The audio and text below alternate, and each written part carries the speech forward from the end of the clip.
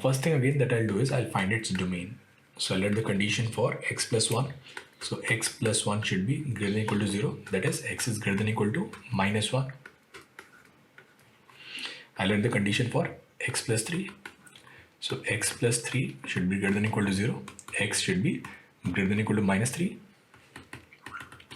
And I'll write the conditions for x square plus 4x plus 3. X square plus 4x plus 3 should be greater than equal to 0. I'll get x plus 1. X plus 3 should be greater than equal to 0. So I'll write this is minus 3. This is minus 1. So this is plus, minus and plus. I need plus. So either less than minus 3 or greater than minus 1. So now if I'll take the intersection of all the conditions.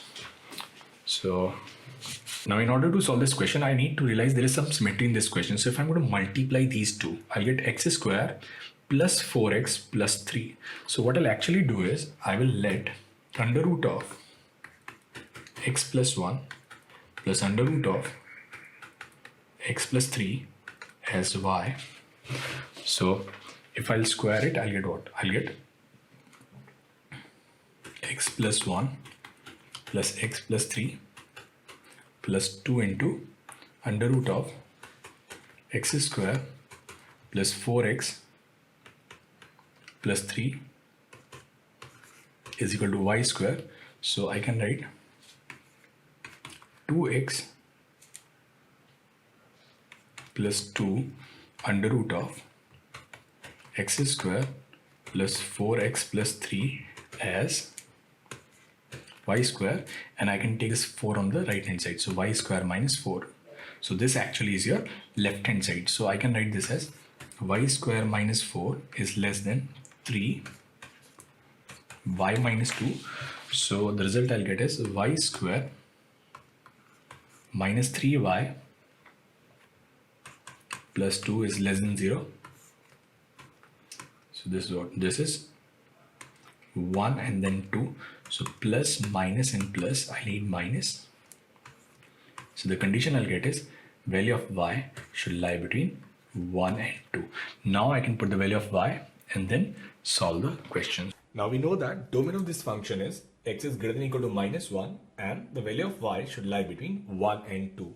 And y is given by under root of x plus 1 plus under root of x plus 3, and this value should lie between 1 and 2.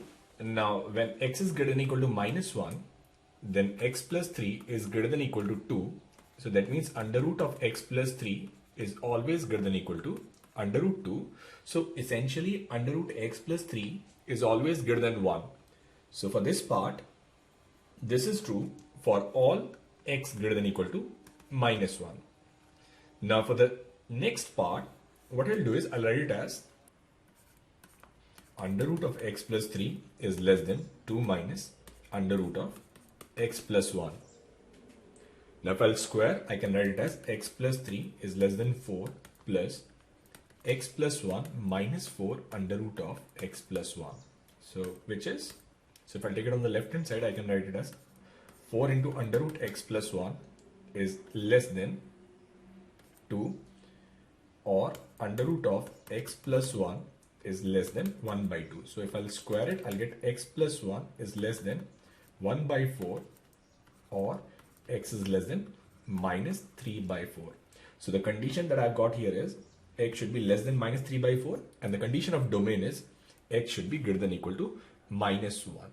So if I'll take the intersection of these two conditions, the condition I'll get is the value of x should lie between minus 1 and minus 3 by 4, minus 1 included and minus 3 by 4 not included.